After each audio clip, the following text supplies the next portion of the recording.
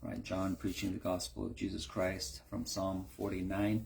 Here it starts with this: "Hear this, all you people. Give ear, all you inhabitants of the world." God is speaking from heaven. God is speaking to all people, telling us to give ear, give our ear. We give our ear to other things, and so we're not available to God. We need to take attention to what we give this to. This little organ right here, this little piece of your body, your ear. What do you give your ear to? We're busy. We don't hear God.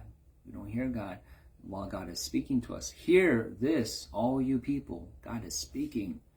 He's saying, listen, and we're not listening because we're watching the tube, the YouTube, right? The scrolls, the reels, the Facebook, the social media, all the things to buy, all the things to covet after, to desire, all the things we give our heart to because our heart becomes attached to it.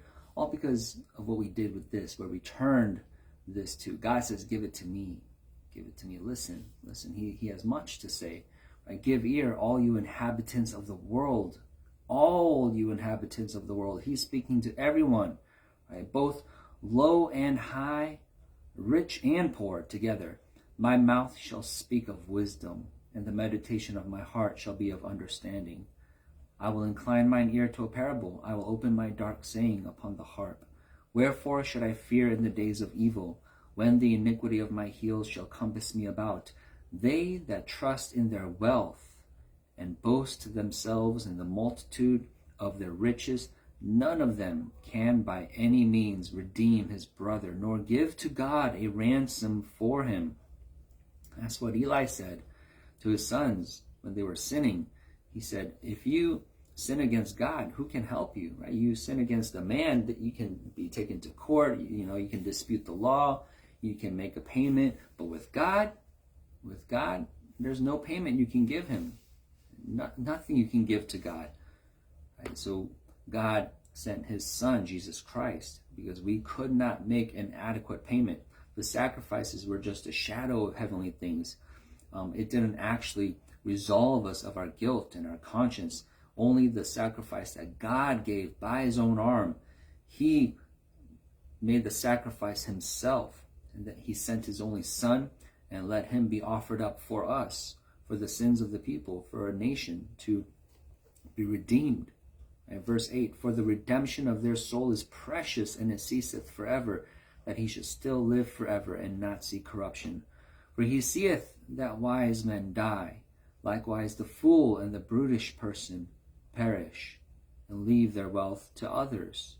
Their inward thought is that their houses shall continue forever, and their dwelling places to all generations. They call their lands after their own names. Right? So he's telling us, he's showing us what we're seeing. You see that? You see what they're doing? You see how they're calling the streets after their own names, the land after their own names? Especially here, I found that, a lot of the people have been living here for a long time in the area of Georgia where I'm living. And you see streets named, and you might walk into a person who he says, oh yeah, my last name is, and you talk to them long enough and they'll say, oh yeah, that street, no, that's actually named after my grandfather or my great-grandfather. Yeah, that was named after him, and they actually live around here. And you'll meet them. Right? They've been living here. And that's what we do. Right? We name it after our own names, and God is explaining what we're seeing. You see this? You see what we do? You see what people do? This is why. This is what's going on. This is what's going on in the heart of men, in the mind of men, what they think, what they dream of, what they hope. Right? He seeth that wise men die, likewise the fool and the brutish person perish, and leave their wealth to others. But what do? Their inward thought is that their houses shall continue forever. It won't. But in their thoughts, that's what they think. It's not going to continue forever, but they think it will. Their thoughts are that it will continue forever. So we think things that are not true, and we live according to that. We live according to a lie. We live according to what is not true. We're operating based on that thought. And so, yeah, that's why we don't prosper. That's why we're sorely displeased and surprised, because it's not addressed. God helps us out. He takes that, he reveals it to us. You live by this. This is in your heart. You live according to this, and it's not going to pan out. And he saves us from that disappointment. If you keep going down this road and this trajectory based on this thought that you have in you, then you're going to be very, very disappointed, because you think this is true and it won't be. It won't be. You won't see it. What you hope, you're not going to get. And so he helps us to be redirected. So here's the truth. Rather than this that's in your heart, I offer you, from heaven, it comes down, the truth. The truth. So why don't you get rid of that, right? Don't subscribe to that, and take this, believe this, what God says, it's from God. Then, you can operate based on this that you got from God.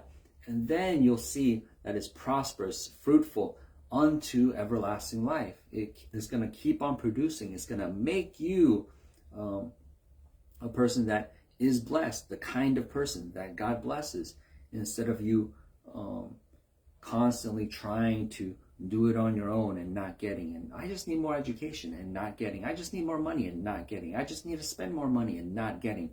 Oh, right? Sweating. It's all right. I just need to do more and not getting.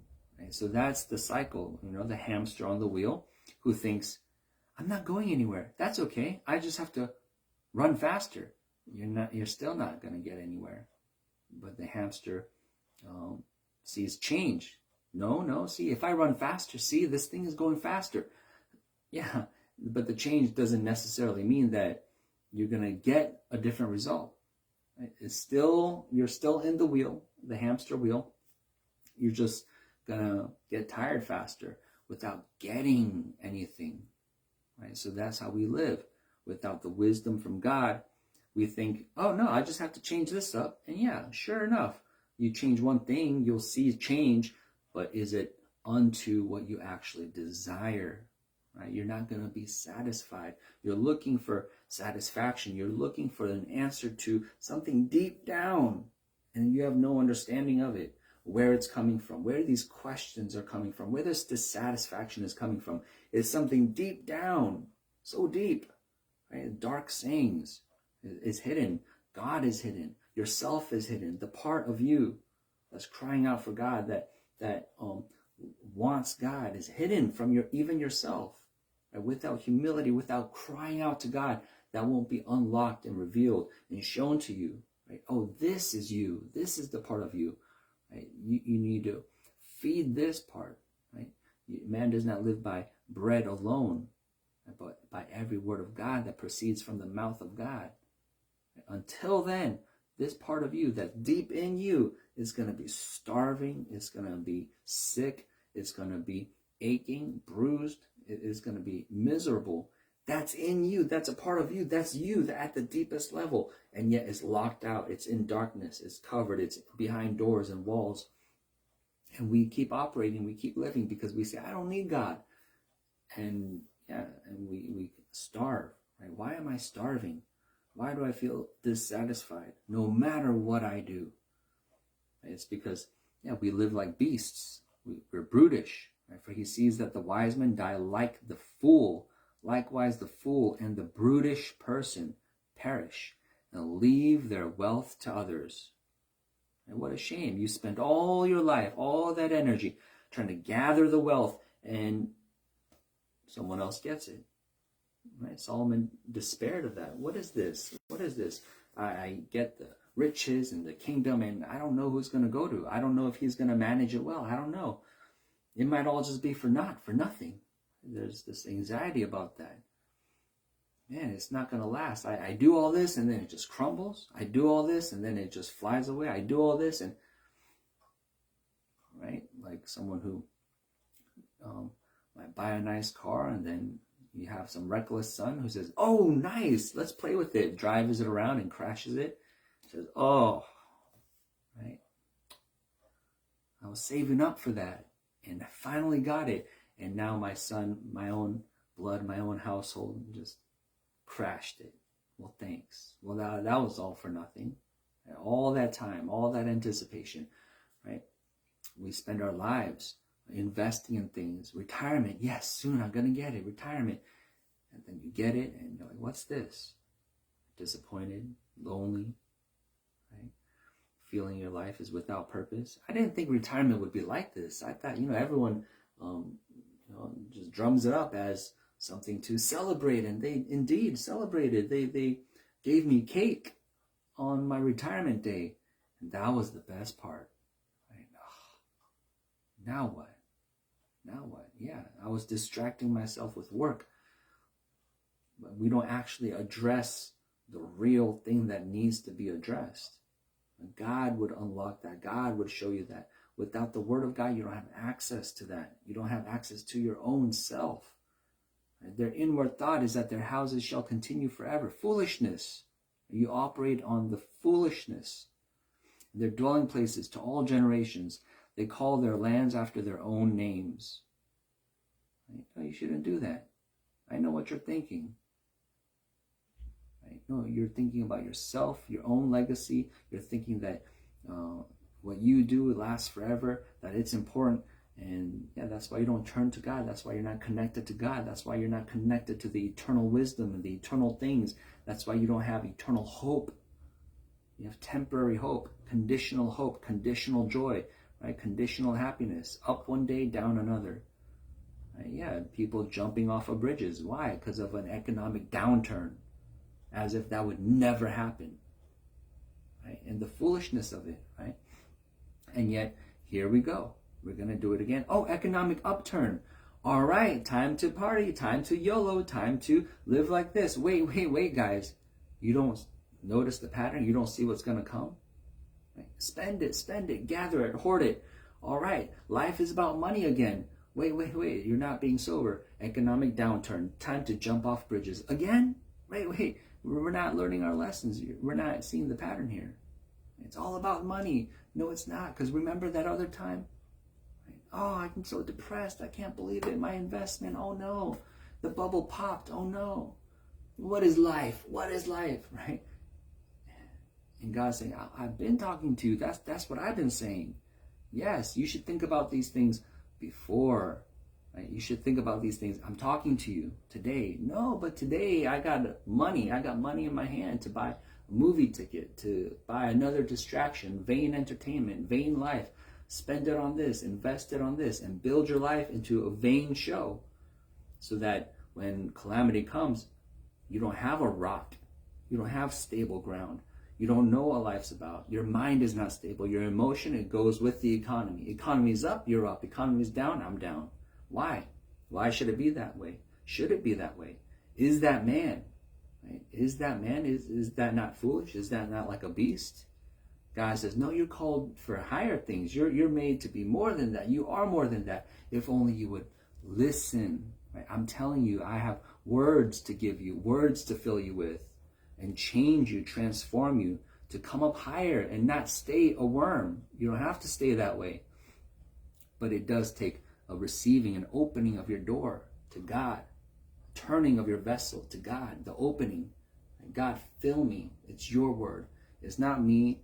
I'm not concerned about the properties and the money and to name it after myself. And it's not about me, my achievements. And that's what Nebuchadnezzar did. He looked at his kingdom and said, look at God? No, look at me. And boom, he lost his mind. Because no, that's not what you do. You don't think like that. You don't do that. That's not true. Oh, you want to be a fool? Okay, let's let everyone see. This is the man. Right? That makes flesh his arm. That doesn't give God glory.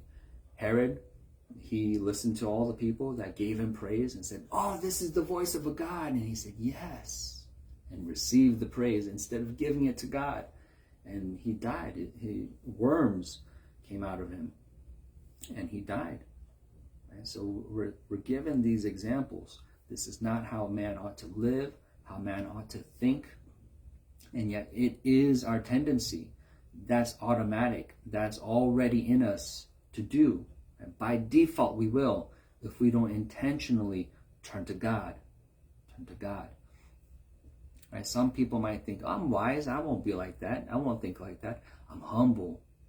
But you leave God out, yeah, that's gonna be false religion. You're gonna do some chant, right? Nah, nah, nah, thinking I'm so religious. I'm not like those rich people. Yeah, but you're one of the poor. Right? You don't have anything. You don't have God either. You just don't have anything. You have the righteousness of your own mind, right in your own eyes that you created. But there is a judge. There is a judge. There is a judge that's gonna judge you as righteous or not, based on if you did what he said. And so if you spend your life, forsaking the riches, saying, I'm not like that, I'm not vain like that, you're just going to be vain in another sense. Right? Pious, you think you're pious, but you ignore your Father, while your Father's on earth, above earth, he fills the fullness of it. He owns it all. And he's right there, even in your room, in your heart. He's looking at you, and you're ignoring him. He's right there, waiting for you, speaking to you from heaven, right? In your heart, from every angle. And you're so busy, right? Impressing yourself. Oh, wow, I'm chanting. This looks so important. And let me wear a robe, let me shave my hair. I look so holy. Yeah, you peek out one eye. See, the people are watching me. Oh, they think I'm holy. Yeah, and you love that. You love that. Whether you're a Buddhist, whether you're a Pharisee, and God rebukes that. That's hypocrisy. I know what you're looking at. You're not looking at me. You're looking at the people. Right? Go to the street corner and pray. Yes. Oh God. Oh God. Oh God. You're not talking to God. You're looking out that one eye. You see me? Yeah, that's right. Oh God, people give you a lot of money. Oh, holy man. And God's not impressed. God's not impressed. So this is men do, whether through all the money you have or through the pride of your thoughts. Right? I don't have money, but I know another way. If it's not through God, it's foolishness. Right? God is going to judge. Hey, you're not listening to me. You're not listening and doing what I said. So it's specific for each individual. He makes everybody perfect who listens to him, who hearkens to him, and goes that way, the direction of God. So it's not making a lot of money. It's not being poor. It's doing what God tells you to do. So for some rich man, he might say, yes, sell all your riches. So it's about being poor then. No, it's not. For him, I tell him this. And for some poor guy, he might say, hey, get to work. Oh, so it's about working. No, it's not. It's for you specifically to do what God specifically told you to do. Right? So for him, that's the command. And for him, that's the command. He needs to change his ways. He needs to change his ways. Because there's a mindset that he's operating on. There's a lie that he's living off of, and it's going to lead to his ruin. And God is saving us from our own mind, saving us from our own lie, saving us from the road to destruction, to perdition. God is saying, look, do this. It'll change you, and I'll accept you, and you can get in to eternal life with me. But you need to do this. For you, this is your medicine. For you, this is your medicine. This is to your good health. Right? Believe in God. Have me. More of me. This is the way to me.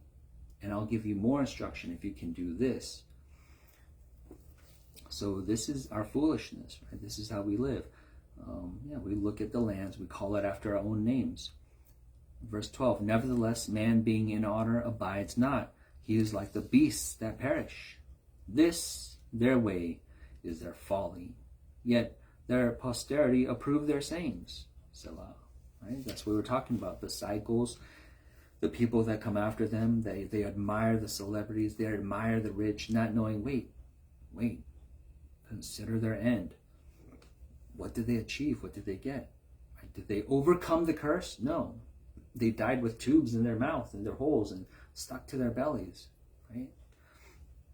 Yeah, they died not knowing God, as a brutish fool, not having answers to, okay, now what about after you leave all the riches that you amassed? Do you know where you're going? Do you know what's going to happen?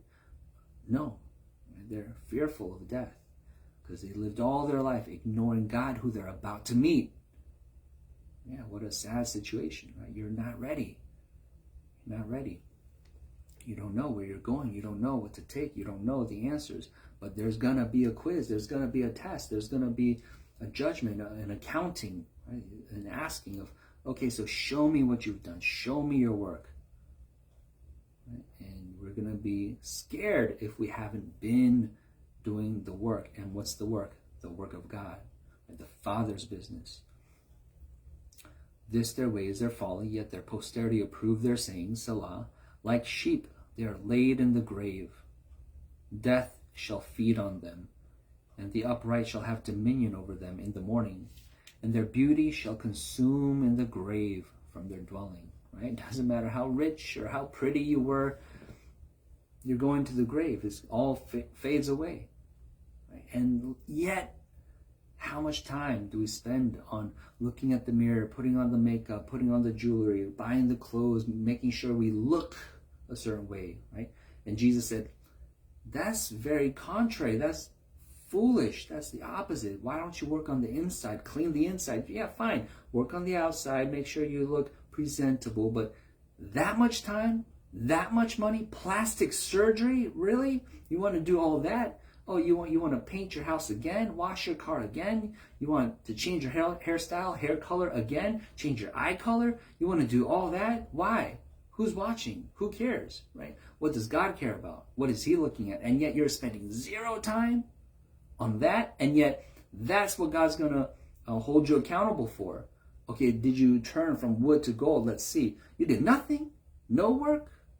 You had all that time, all that life to live, to hear what I said, and you were busy, right, managing the outside. But God will redeem my soul from the power of the grave, for he shall receive me, Selah. Be not thou afraid when one is made rich, when the glory of his house is increased. For when he dieth, he shall carry nothing away. His glory shall not descend after him. Though while he lived, he blessed his soul. And men will praise you when you do well to yourself.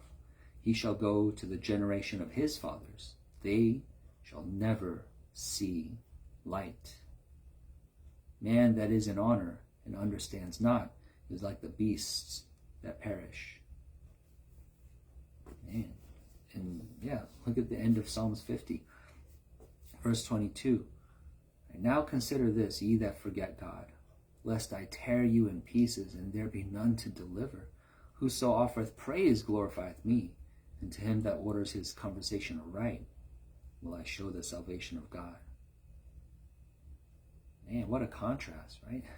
So that's good. You want a church like that gives you both of these, right? Now consider this, ye that forget God, lest I tear you in pieces. God is terrible. He'll tear you up. He'll tear you. He'll do that, right? People think, oh, God is love. No, God, he's merciful. He's love. He'll never, right? Hell doesn't even exist. That's how far they go, right? Because they don't hear God. No, God is saying this. Verse 22, Psalm 50. Now consider this, ye that forget God, lest I tear you in pieces. Right? He's saying that, no, I do this. I do that. Wake up. Wake up. Pay attention. Right? No, this is real. This is a consequence. This can happen. Right? Do you forget God? Do you forget God? I will tear you. Right? And there will be none to deliver. There will be none to deliver. Right? In one of the other Psalms, he says, who's this? Who's this that puts my words in his mouth? Right? You don't even love the truth. You're not valiant for the truth. Why do you take my truth? And people quote the Bible, and yet they don't obey God. They want to quote God, and they don't obey God. Right? He said, no, I will tear you. You want to play with God? You want to do that? Right? No, he respects those that respect him. He lightly esteems those who lightly esteem him. So he's calling us to attention, saying, look, you can't just willy-nilly. You can't just make things up. It's not a fairy tale. It's not what you prefer, what you like. Yeah, you can decorate your room. You can decorate your house how you want. You can make it look how you want. But that's not what life is, right? You can't do that with the law, right? Just because you think that would be nice. That sounds pretty. That fills your heart and makes it soothed. Right? Balaam. That's such a soothing name. No consonants in there, right? Just Balaam. So smooth. Yeah, that sounds smooth. You want to soothe yourself. Yeah, he said, no, I will tear you at the end of that. I will tear you. But, verse 23, whoso offereth praise glorifieth me. And to him that orders his conversation aright. Right? And how do you order it? You take heed to his word. Okay, what does God say is order? How does God order it? What's the right balance? Right? He that rules must be just. God, what is just? What is order? What belongs here? Right? What should I have in my mind? What should I have on my left and my right? How do I take the next step? What is it? Right? What's God's way? And you pattern it according to that. According as he commanded, you live, you do. Right? You order your conversation right, will I show the salvation of God. That's for those who listen and do, right? Who receive from heaven and then make that manifest, right? In your own life, in your own mind, in your own heart. You take the pattern from God. Oh, you like that, God? Oh, that's your way? That will be mine. You say that will be what I do. Right? So it's going to be a constant receiving and application, receiving and doing. So heaven is not for the vain, not for people who just take it in one ear, out the other, and they just repeat some jingle, something that they heard, some sound bite from the Bible. No, it's for those who are committed wholeheartedly to God. There's no other way to God. We have to be serious, wholly committed and devoted, and willing to lay down our whole lives unto death. Unto death. That's what he says. That's how serious he is. And so that's how serious we must be. And with that, we continue, we follow, full of joy, because that's what he does for his sons. He gives us sweet sleep. He gives us fullness of joy on the way. In Jesus' name.